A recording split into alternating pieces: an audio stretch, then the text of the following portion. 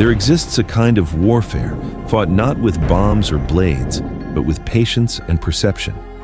A war where the greatest weapon is silence, and the battlefield is the opponent's own mind. We speak of Clara Thorne, a woman whose retribution was so meticulously layered, so chillingly subtle, that her victim mistook his destruction for a cruel twist of fate. To understand the weapon, we must first understand the wound. Arthur Stirling was not just ambitious, he was a narcissist draped in charm. His relationship with Clara was less a partnership and more an extension of his own ego. He adored her until her talent threatened to overshadow his own, at which point he began the slow, insidious process of diminishing her light. The final crushing blow came not from a sudden fight, but from a series of careless deceptions, culminating in the public revelation of his sordid affair with Eleanor Vance, a betrayal that didn't just break Clara's heart, but shattered her professional standing and self-worth. Humiliation drove Clara into a deep abyss, but what pulled her out was not passion, but icy logic. She realized her pain was Arthur's fuel, to scream, to beg, to rage. These were expected reactions he could easily dismiss. To truly retaliate, she had to become invisible to him, yet omnipresent in his life. Her target was no longer his heart, but the elaborate, fragile architecture of his reputation and his wealth. Her plan was simple: attack the foundation he thought was strongest and make the subsequent collapse appear completely self-inflicted. Clara's first phase was one of controlled chaos. She wasn't spreading rumors. She was simply reminding the right people of existing facts that Arthur had long since swept under the rug. She provided no evidence, just the thread of an inquiry. She found the subtle, buried legal vulnerabilities in his most stable, profitable projects, the ones he had long since forgotten to maintain administrative vigilance over. Arthur, blinded by his own arrogance and focused only on the next big deal, saw these inquiries as minor administrative pests. He had no idea the pest control had been meticulously outsourced to his silent, scorned ex-fiancée. With the doubts planted, Clara shifted to active distraction. Her rising profile, coincidentally timed with Arthur's mounting legal problems, forced the public to focus on her success rather than his stability. The environmental audits and zoning challenges she triggered were just costly inconveniences, but they consumed his time, energy, and, critically, his capital. He was forced to divert resources from his ambitious new projects to shore up his old foundations. The pressure on Arthur and Eleanor became a tangible wedge, fueled by the stress of fighting invisible battles. Clara's silence was maddening. It gave them no target to fight back against. The climax of her quiet campaign was exquisitely tailored.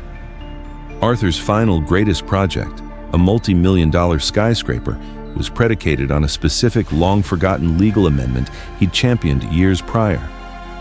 Clara, through her deep research, knew the amendment was now dangerously outdated, exposing the project to massive retroactive fines and legal blockades. Her final, anonymous notification was the checkmate. It wasn't an act of destruction, it was simply holding Arthur accountable to his own past mistakes. He was ruined by his own hubris, magnified by Clara's patient, calculating memory. Ida! The tower fell, and Arthur found himself alone in the rubble of his empire.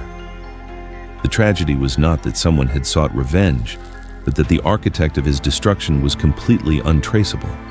He had no one to blame but the bad luck and unforeseen legal complications that Clara had so patiently choreographed.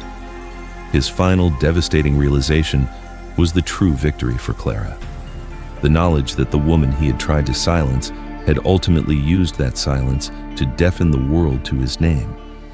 She had not sought a fight. She had simply ensured his self-destruction was unavoidable. Many argue whether Clara's actions were just or cruel. But consider the nature of her revenge. She didn't seek his death, his physical harm, or even his complete impoverishment. She sought the erasure of his prestige, the one thing he truly valued. By dismantling his professional integrity and isolating him through his own financial failure, she trapped him in the consequence of his character. This form of retribution, devoid of emotional heat, is the most terrifying.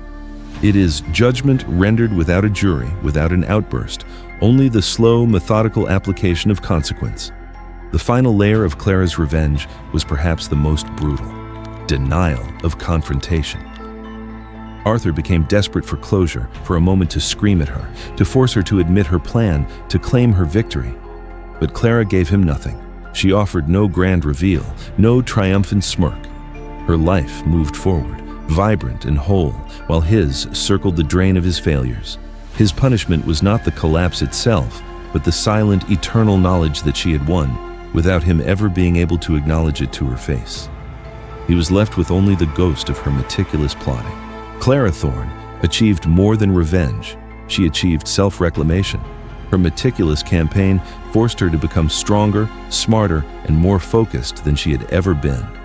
She turned her victimhood into a blueprint for power. Her silence was not passive. It was the active, terrifying power of the person who knows the secret, holds the lever, and chooses the exact, inevitable moment to pull it. She didn't seek to destroy Arthur, but to outgrow him so completely that his existence became irrelevant to her beautiful, structured new life. The tale of Clara Thorne is a haunting reminder. Never underestimate the resolve of the person you tried to render powerless. The most satisfying retribution requires no declaration of war, only the chilling patience to let the truth of a person's own flawed structure bring them down. Thank you for watching Revenge Served Cold. Don't forget to like this video and subscribe for more chilling narratives, and hit that bell icon so you don't miss our next deep dive into the darker side of human nature.